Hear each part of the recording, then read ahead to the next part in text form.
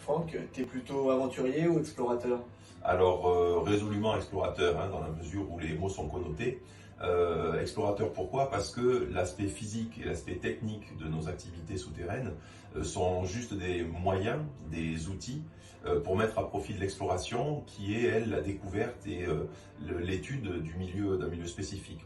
Alors, il y a différents niveaux en fait dans l'exploration, différents niveaux d'intérêt et de plaisir. Il y a le premier niveau qui est le côté un petit peu égoïste, on va dire, de l'explorateur ou du petit groupe d'explorateurs qui réalise une exploration, qui investit à un endroit inconnu. Faire une première. Exactement, hein, tout à fait ça, c'est la finalité, c'est ce qui nous porte, hein, c'est la quintessence de l'activité spéléologique pour nous. Mais ce plaisir-là, il serait un petit peu stérile s'il se limitait à cet aspect-là. C'est-à-dire que notre intérêt à nous aussi, c'est de se mettre en capacité de ramener des informations de ces endroits-là et pour pouvoir après les partager avec des spécialistes et décupler ce plaisir-là dans la mesure où la découverte de nouveaux lieux, de nouvelles espèces, de nouveaux environnements, de nouveaux fonctionnements également dans les cavernes permet d'avancer tous ensemble la connaissance et la préservation du milieu. Super. Je pense exactement comme toi. Mais qui t'es en fait? Alors, moi, je suis un modeste citoyen français, hein. J'ai commencé à m'intéresser à la nature quand j'étais tout gamin. Je fais partie des générations qui ont connu les grandes marées noires, à la Cadiz, etc. Moi, j'étais en CM1 à l'époque, donc on était sensibilisés à ces problèmes d'environnement très rapidement. Et donc, moi, j'ai fait du scoutisme étant jeune, aux éclaireuses et éclaireurs de France, où j'ai pu découvrir une nouvelle façon de vivre la nature de façon engagée, impliquée et responsable. Et donc, du coup, j'en ai fait une partie de mon métier, puisque je suis moniteur de spéléologie et de plongée souterraine, plus particulièrement, et également enseignant en école élémentaire. Tu transmets à tes enfants, on l'a vu hier, aux enfants que tu as, cette passion? Alors, je n'ai peut-être pas cette ambition-là. Moi, l'idée, c'est, vous savez, les enseignants et même les moniteurs, les formateurs, on plante des graines avec une perspective à court terme parfois, tant mieux parce qu'on a du retour, mais c'est plutôt à moyen ou long terme. Donc l'idée, c'est de sensibiliser les gens, leur apporter le maximum de choses, montrer aux enfants ce qu'on peut faire. Ensuite, en fonction de leur personnalité, de leur capacité, de leur centre d'intérêt, de leur éducation aussi, hein, qui se fait dans les familles, à eux de voir après s'ils vont faire fructifier ça ou pas, mais au moins ils auront une information, ils auront une ouverture, et ça ouvrira des possibilités qu'ils vont exploiter ou pas. Super. Tes figures d'exploration? Oula, j'en ai beaucoup. Alors, j'en ai dans le milieu de la spéléologie, bien sûr. C'est nos grands prédécesseurs, hein, comme Édouard Alfred Martel, Norbert Casteret, etc.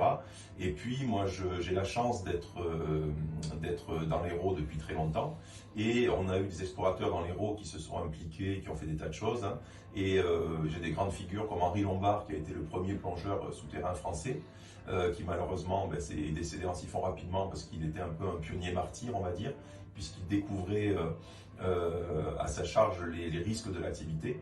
Et donc malheureusement il y est resté, mais c'est quelqu'un qui avait fait beaucoup de choses et qui avait eu la volonté de ramener chaque fois des cartographies. Alors pas très précises à l'époque, mais au moins toutes les sources qu'il a plongées, il avait fait au moins un schéma. Et c'est ces schémas-là, moi, qui m'ont fait rêver quand j'ai débuté. C'est les premiers documents que j'ai trouvés. Tu parles de quelle époque là? 1950. 1950, ah ouais, c'est quand même fort. Ouais. Ouais. Et ensuite, il y a tous les grands explorateurs français comme Jean-Baptiste Charcot, qui explorait les pôles, Paul-Émile Victor aussi, qui est parti dans les régions arctiques, Théodore Monod à l'inverse, qui partait dans les déserts.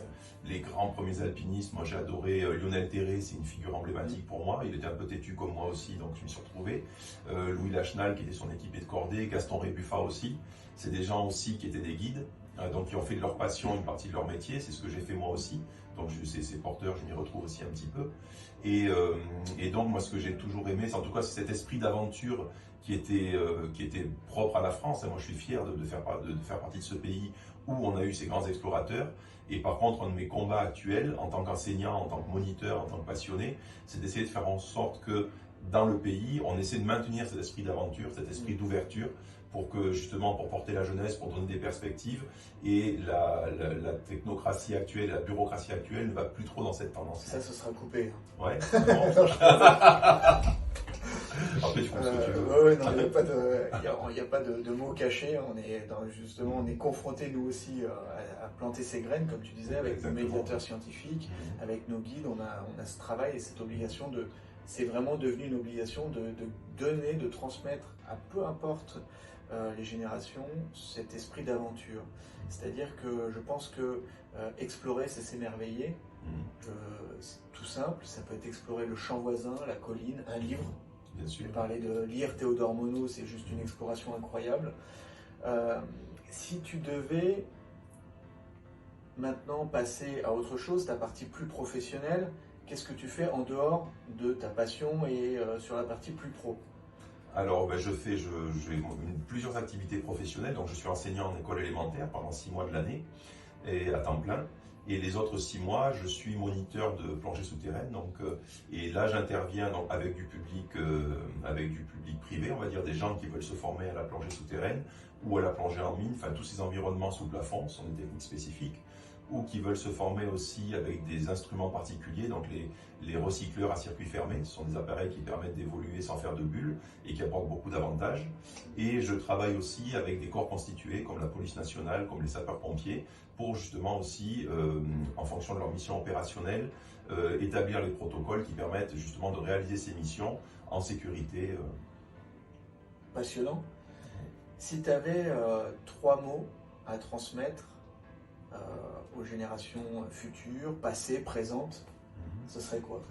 3 mots, alors moi je suis très bavard, c'est difficile de faire en 3 mots. Scientifique, humilité par rapport à la nature. Ça, ce serait le premier mot. Il faut toujours garder l'humilité. Le jour où on n'est plus humble, on se met en danger et puis on n'apporte plus grand-chose, on est plus constructif. Deuxième chose, ce serait l'engagement. Alors ça peut être un peu antinomique peut-être avec le premier, mais justement l'engagement dans l'humilité. C'est-à-dire qu'il faut sortir un petit peu de sa zone de confort, il faut savoir se remettre en question, se remettre en cause aussi. Donc ça peut être dans la vie de tous les jours, dans ses façons d'être, comme dans les pratiques engagées de l'activité. S'engager, c'est voilà, éviter de se cantonner à refaire toujours les mêmes choses, à être dans une zone de confort où on est bien tranquille, mais dans laquelle on n'évolue plus. Donc s'engager vers des nouveaux domaines scientifiques, s'engager vers des nouvelles techniques, s'engager vers des nouveaux partenariats avec d'autres institutions. Donc là, ce sera le deuxième mot. Donc du coup, humilité, engagement. Et puis, je pense que le dernier, ce serait aussi respect. Parce que le respect des partenaires, le respect de ses équipiers avec lesquels on s'engage, c'est qu'en fait, si quelqu'un, à un moment, ne se sent pas, il faut l'intégrer, puisque le but, c'est de se faire plaisir sans se faire peur, et sans se faire mal surtout. Donc, dans la mesure où on s'engage à plusieurs, il faut respecter la volonté des autres, ça fait partie du contrat, de savoir s'arrêter si quelqu'un ne va pas. Respecter aussi l'environnement. Dans la mesure où ça a toujours été une vertu cardinale des spéléologues, et c'est ce que j'ai trouvé dans le scoutisme, et ce prolongement dans la spéléologie. On respecte les concrétions, on respecte les chauves-souris, on respecte les types de faune, on respecte l'eau pour ne pas la polluer, on respecte les gisements archéologiques, on respecte le milieu en général pour impacter le moins possible, on ne grave pas des cochonneries dans les parois, etc. Et puis le respect aussi des propriétaires également, puisque les cavités sont souvent sur des terrains privés. Les propriétaires, les autres usagers, les chasseurs, les randonneurs, les gens qui pratiquent aussi. Donc ça permet ce respect-là en général, permet de revenir à l'humilité et de s'engager justement dans le contexte. Donc du coup, je pense que les 3 mots sont une belle boucle les uns dans les autres. Franck, tu vas intervenir le 24 mars pour parler de ta passion. Donc on vous invite à nous suivre. Le 24 mars, c'est gratuit. Franck intervient, vous présentera ce qu'il fait en plongée. Et vous pourrez échanger avec lui le 24 mars, donc il y a toute la journée, venez.